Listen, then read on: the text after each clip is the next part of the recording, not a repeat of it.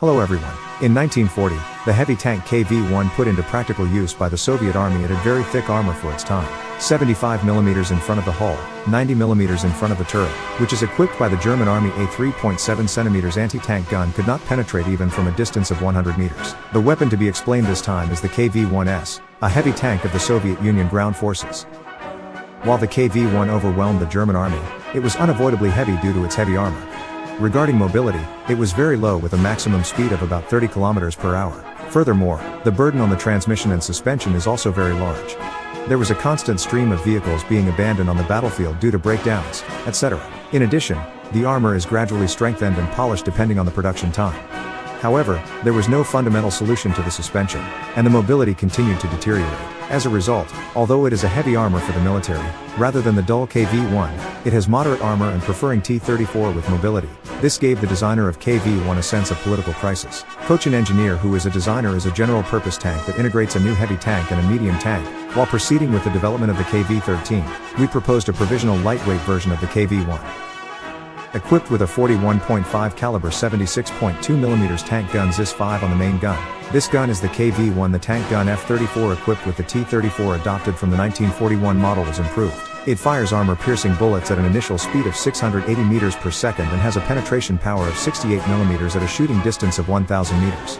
This was enough to destroy the main German Army 3-4 tank at that time. In addition, this car is the second tank of the same army. The first is T-50, and the turret is equipped with a cupola for the commander. In addition, the crew arrangement has been changed and the commander's role as a loader has been eliminated to improve combat power.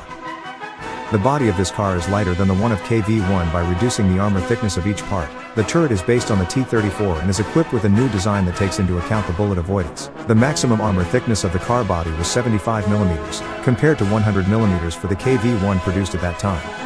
The front of the turret has also been significantly reduced from 130 mm to 82 mm. As a result, from the KV-1, whose weight has increased to 47 tons since its appearance, this car was able to succeed in significant weight reduction to 42.5 t. This car is equipped with a V-type 12-cylinder liquid-cooled diesel engine 600 horsepower. The maximum speed is 40 km per hour and the cruising range is 250 km. This engine is an improved version of the one installed in the base KV-1. Wheels and crawler belts are specially designed to be lightweight. Combined with the above-mentioned change in armor thickness, the maximum speed is greatly improved from 30 km. Each of the predecessor, the improved undercarriage was less likely to break down and had sufficient performance to work with a T-34. The developed car is an acronym for Skorost which means high speed in Russian. It was officially adopted under the name of KV-1S, and mass production started in August 1942. However, when this vehicle was newly added to the factory that had been producing the KV-1 and T-34 until then, the factory was confused. The initial production type was not able to take advantage of the weight reduction because the tracks and wheels were of the KV-1. Mass production was carried out from August 1942 to April the following year, and a total of 1,237 cars were completed. It was planned to play an active role as the core of the Soviet counteroffensive force along with the T-34. However, around the time this car appeared, the main gun of the German Panzer IV was greatly strengthened. In addition, from the autumn of 1942, the Tiger I, which greatly surpassed the original vehicle in both armor and firepower, appeared. Of course, the T-34, which is a medium tank, cannot even compete with this tank, which is a heavy tank. The upper military department pointed out that the main gun of this tank, which is a heavy tank, is the same as that of a medium tank. This completely reversed the theory that heavy tanks were unnecessary in the army at that time. The military wanted to equip this vehicle with a powerful 85 mm tank gun, but it was a difficult design. Although this car continued to be plagued by a lack of defense, a few fought all the way to Berlin.